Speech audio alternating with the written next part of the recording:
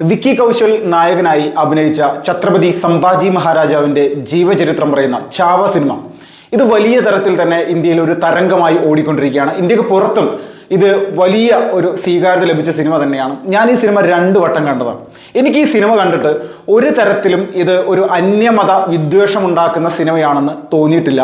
തോന്നിയത് ഒരു കാര്യമാണ്, നമ്മുടെ രാജ്യത്ത് അനധികൃതമായിട്ട് ഇവിടെ വന്ന് നമ്മുടെ രാജ്യത്തിൻ്റെ പല സംവിധാനങ്ങളും പിടിച്ചടക്കിയ മുഗൾ രാജവംശത്തിലെ ഭീകരവാദികളായിട്ടുള്ള ഭരണാധികാരികൾ ഇവിടുത്തെ സനാതന ഹിന്ദു ധർമ്മത്തെ തകർക്കാൻ വേണ്ടിയിട്ട് ചെയ്തിട്ടുള്ള ഒരുപാട് ക്രിയകളുണ്ട്. നിരവധി ക്ഷേത്രങ്ങൾ തകർക്കുക, അതോടൊപ്പം തന്നെ പല രീതിയിലുള്ള വിഷയങ്ങൾ ചെയ്ത് നമ്മുടെ രാജ്യത്തെ സമ്പത്ത് കൊള്ളയടിച്ചുകൊണ്ട് അത് ഉപയോഗപ്പെടുത്തി വലിയ രീതിയിൽ ജസിയ വരെയും ചുമത്തി നമ്മുടെ രാഷ്ട്രത്തെ പൂർണ്ണമായിട്ടും ഒന്ന് കൺവെർട്ട് ചെയ്തെടുക്കുക എന്നുള്ളതായിരുന്നു ഈ ഭീകരന്മാരുടെ, ഈ മുഗൾ രാജവംശത്തിലെ ഭീകരന്മാരുടെ ലക്ഷ്യം.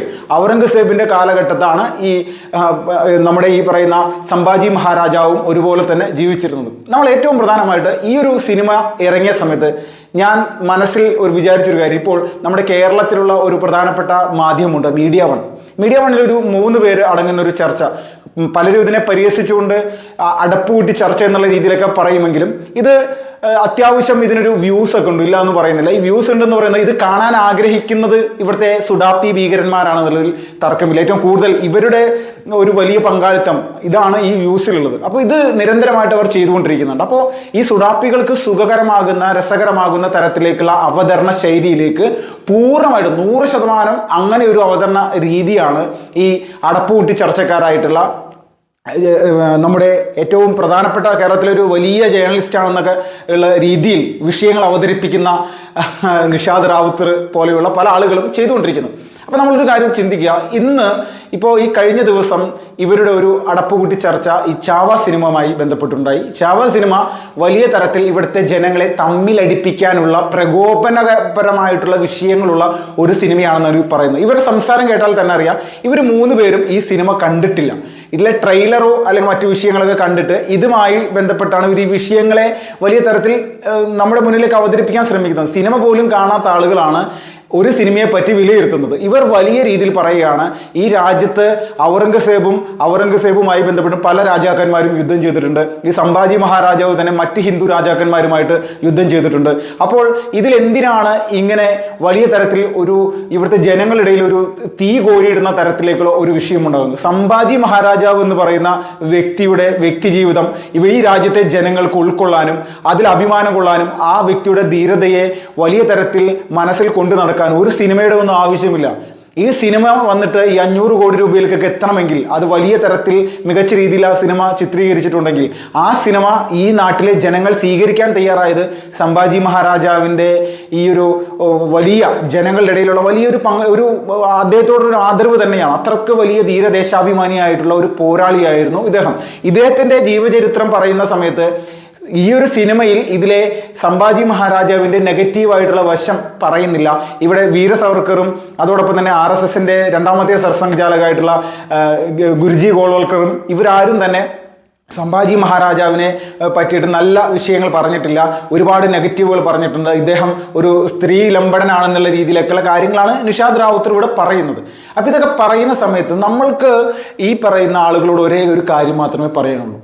ഈ രാജ്യത്തെ ജനങ്ങൾ ഭൂരിപക്ഷം വരുന്ന ഈ ഹൈന്ദവ സമൂഹത്തെ സംബന്ധിച്ച് സംഭാജി മഹാരാജ ഒരു ധീരനായിട്ടുള്ള ഒരു പോരാളിയാണ്. അദ്ദേഹത്തിൻ്റെ ചരിത്രവും അദ്ദേഹത്തിൻ്റെ മരണവും അത് നമ്മൾ നോക്കിക്കഴിഞ്ഞാൽ ഇന്ത്യയിൽ ഇതുപോലെ പല കാലഘട്ടങ്ങളിൽ വലിയ തരത്തിലുള്ള ആക്രമണങ്ങളും വലിയ തരത്തിലുള്ള വിഷയങ്ങളും ഉണ്ടായിട്ടുണ്ടെങ്കിലും വളരെ ദാരുണമായിട്ട് സ്വന്തം ശരീരത്തിലെ മുഴുവൻ തൊലിയും ഈ ഔറംഗസേബ്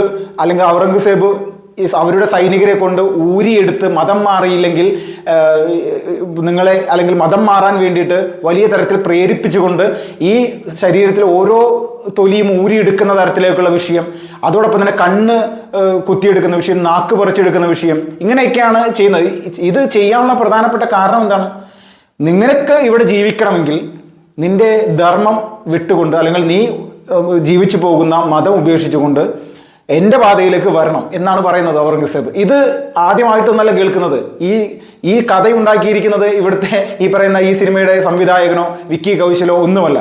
ഇത് യഥാർത്ഥത്തിൽ സംഭവിച്ചൊരു കാര്യമാണ്. നമ്മുടെ രാജ്യത്തിൻ്റെ പൈതൃകം അത് ഊട്ടി ഉറപ്പിക്കുന്ന തരത്തിലേക്ക്, അത് കൃത്യമായിട്ട് സംരക്ഷിച്ചു പോകുന്ന രീതിയിലേക്കാണ് സംഭാജി മഹാരാജാവിൻ്റെ കഥ പറയുന്നത് തന്നെ. സംഭാജി മഹാരാജാവ് ഈ പറയുന്ന ഭരണാധികാരികളുടെ നീചമായിട്ടുള്ള പ്രവർത്തനങ്ങൾക്കെതിരെ ശക്തമായിട്ടുള്ള പോരാട്ടം നടത്തി ജനങ്ങൾ അദ്ദേഹത്തിൻ്റെ ഒപ്പം നിന്നിട്ടാണ് അദ്ദേഹത്തിന് വലിയ തരത്തിൽ മുന്നോട്ട് പോകാനായിട്ട് സാധിച്ചിട്ടുള്ളത്. അത് ശിവാജി മഹാരാജാവിൻ്റെ ആ ഒരു പരമ്പര അല്ലെങ്കിൽ ആ ഒരു സംവിധാനം നിലനിർത്തി സംഭാജി മഹാരാജാവ് മുന്നോട്ട് പോവുകയാണ് ചെയ്തത്. അപ്പോൾ ഇത് തന്നെയാണ് യഥാർത്ഥത്തിൽ നമ്മൾ മനസ്സിലാക്കേണ്ടത്. ശിവാജി മഹാരാജാവിൻ്റെ മകനായിട്ട് പോലും സംഭാജി മഹാരാജാവിൻ്റെ ഭാഗത്ത് ഒരുപാട് തെറ്റുകുറ്റങ്ങൾ, നെഗറ്റീവുകൾ ഉണ്ട് എന്ന് പറഞ്ഞ് നമ്മുടെ രാജ്യത്തിൻ്റെ ഉള്ളിൽ നിന്നുകൊണ്ടാണ് ഈ പറയുന്ന കുറേ ആളുകൾ, മീഡിയ വൺ എന്ന് പറയുന്ന ഒരു ചാനൽ നമുക്കറിയാലോ, ജമാഅത്ത് ഇസ്ലാമിയുടെ ഒരു ചാനലാണ്. അപ്പോൾ ഇവരുടെ മനോഭാവം എന്തായിരിക്കും, ഇവരെന്തായിരിക്കും പറയുക, ആരെ സുഖിപ്പിക്കാനാണ് ഇവർ നിരന്തരമായിട്ട് ഇതുപോലുള്ള കാര്യങ്ങൾ പറയുന്നത് നമ്മൾക്കറിയാം. അപ്പം ഇത് ഈ സിനിമ കണ്ടിറങ്ങിക്കഴിഞ്ഞാൽ അവസാനം സംഭാജി മഹാരാജാവിനെ അല്ലെങ്കിൽ ഇതിൽ മരണപ്പെടുന്ന തരത്തിലേക്കുള്ള ഒരു സീനുണ്ട്. അതിൽ മരിക്കുന്നതായിട്ടൊന്നും കാണിക്കുന്നില്ല, പക്ഷെ അദ്ദേഹത്തെ ഇങ്ങനെ കൈ ഇങ്ങനെ കെട്ടി നിർത്തി ചങ്ങലക്കിട്ട് നിർത്തുന്ന ഒരു രംഗമാണ്. ഇതിൽ ഒരുപാട് വിഷയങ്ങൾ ഇത് കാണുന്ന സമയത്ത് നമ്മുടെ മനസ്സിലൂടെ ആ കാലഘട്ടത്തിൽ ഈ രാജ്യത്ത് സംഭവിച്ചിട്ടുള്ള ഒരുപാട് വിഷയങ്ങൾ നമ്മുടെ ഉള്ളിലൂടെ ഓടിയിറങ്ങും. ഇതിൽ ഏറ്റവും പ്രധാനമായിട്ട് നമ്മൾ മനസ്സിലാക്കുക, ഇതിൽ ആദ്യത്തെ യുദ്ധം തുടങ്ങുമ്പോൾ സംഭാജി മഹാരാജാവിനെ കാണിക്കുന്ന അല്ലെങ്കിൽ വിക്കി കൗശലിൻ്റെ ആ ഒരു സിനിമയിലേക്കുള്ളൊരു എൻട്രിയോടനുബന്ധിച്ച് ഒരു യുദ്ധത്തോടെയാണ് ഇതിന് തുടക്കം ഉണ്ടാകുന്നത്. അപ്പോൾ ഈ സമയത്ത് ഈ യുദ്ധത്തിൽ ഔറംഗസേബിൻ്റെ ഒരു കോട്ട പിടിച്ചെടുക്കുന്നതാണ് ഇതിൽ ആദ്യത്തെ ഒരു ഘട്ടമായിട്ട് കാണിക്കുന്നത്. ഇതിൽ ഈ കോട്ട പിടിച്ചെടുക്കുന്ന സമയത്ത് മുഴുവനായിട്ടുള്ള ഒരു മുസ്ലിം മതവിശ്വാസികൾ മുഗളന്മാരുടെ ഒരു കോട്ടയാണ്. ഇതിൽ ഒരു കുട്ടി, ഇവരുടെ ഇടയിൽ നിന്നുള്ള ഒരു പിഞ്ചു ബാലൻ, അതും മുഗൾ സാമ്രാജ്യത്തിലുള്ള ഒരു ഇസ്ലാം മതവിശ്വാസിയായിട്ടുള്ള ഒരു ബാലൻ ഈ യുദ്ധം ചെയ്യുന്ന ആളുകളുടെ ഇടയിലേക്ക് പോകുന്ന സമയത്ത് സംഭാജി മഹാരാജാവ് ഈ കുഞ്ഞിനെ പിടിച്ചിട്ട് ഈ കുഞ്ഞിൻ്റെ ഉമ്മയുടെ കയ്യിലേക്ക് കൊടുക്കുന്നുണ്ട്. അപ്പോൾ ഇവിടെ എവിടെയാണ് ഈ വർഗീയത എന്ന് പറയുന്ന സംഭവം ഈ സിനിമയിൽ കാണിക്കുന്നത്? അങ്ങനെയാണെങ്കിൽ ഇത് ഒരു ജനങ്ങളുടെ ഇടയിൽ തീ കോരിയിടുന്ന സംഭവമാണെങ്കിൽ ഈ ഒരു സീൻ കാണിക്കേണ്ട ആവശ്യമുണ്ടോ? ഈ സിനിമ കണ്ടു കഴിഞ്ഞാൽ നമുക്കത് വ്യക്തമാണ്. ഈ ഒരു മുസ്ലിം കുട്ടിയെ ആ യുദ്ധത്തിൻ്റെ ഇടയിൽ നിന്ന് രക്ഷപ്പെടുത്തി ഈ ഉമ്മയുടെ കയ്യിൽ കൊടുക്കുന്ന ഒരവസ്ഥയാണ്, ഒരു രംഗമാണുള്ളത്. അപ്പോൾ ഇവരുടെ എല്ലാം യഥാർത്ഥത്തിൽ മനോഭാവം എന്താണ്? ഇവരിത് പറഞ്ഞുകൊണ്ടിരിക്കുന്നത് എന്തിനാണ്? ആർക്ക് വേണ്ടിയിട്ടാണ് ഇവരിങ്ങനെ ഈ രീതിയിലുള്ള വർഗീയ വിഷയം ഇങ്ങനെ തുപ്പിക്കൊണ്ടിരിക്കുന്നത്? ഇവർ ജിഹാദി ഭീകരവാദികൾക്കെതിരെ സംസാരിക്കൂ, അല്ലെങ്കിൽ രാജ്യവിരുദ്ധമായിട്ടുള്ള പ്രവർത്തനങ്ങൾ ചെയ്തിട്ടുള്ള ആളുകൾക്കെതിരെ സംസാരിക്കൂ. കഴിഞ്ഞ ദിവസം SDP ബന്ധപ്പെട്ടുകൊണ്ട് SDP ദേശീയ അധ്യക്ഷനായിട്ടുള്ള MK ഫൈസിയെ ED അറസ്റ്റ് ചെയ്ത ഈ വിഷയവുമായി ബന്ധപ്പെട്ടുകൊണ്ട് ഇതേ അടപ്പുകൂട്ടി ചർച്ച ഉണ്ടായിരുന്നത് എന്താണ്? MK ഫൈസി അല്ലെങ്കിൽ ഈ വേട്ട, കേന്ദ്ര സർക്കാരിൻ്റെ ഈ വേട്ട SDP മാത്രം നിൽക്കില്ല എന്ന് വെച്ചാൽ SDP ഒരു നല്ല സംഘടനയാണ്, കേന്ദ്രം ഭരിക്കുന്ന ആളുകൾ വളരെ മോശമാണ്, SDP നേരെ നടക്കുന്നത് ഒരു വ്യാജമായിട്ടുള്ള ആരോപണം തന്നെയാണെന്നുള്ള രീതിയിൽ വരുത്തി തീർക്കാനാണ് ഇവന്മാരുടെ ഒരു ശ്രമം നിരന്തരമായിട്ടുണ്ടായിക്കൊണ്ടിരിക്കുന്നത്. വൈകാതൊരു കാര്യത്തിൽ ഈ ചാനലിൻ്റെ കാര്യത്തിൽ കൃത്യമായിട്ടൊരു തീരുമാനം ഉണ്ടാകുമെന്നുള്ളതിൽ സംശയമില്ല. വളരെ വലിയ രീതിയിലുള്ള എവിഡൻസ് കണ്ടെത്തി ഇവന്മാരുടെ രീതി എന്താണെന്നുള്ളത് മനസ്സിലാക്കി കോടതിയെ തന്നെ കൊടുക്കാനുള്ള എല്ലാവിധ സാഹചര്യവും കേന്ദ്ര സർക്കാരിൻ്റെ ഭാഗത്തുണ്ടാകാനുള്ള ഉറപ്പായിട്ടുമുള്ള സാധ്യതയുണ്ട്, അതിലൊരു സംശയമില്ല.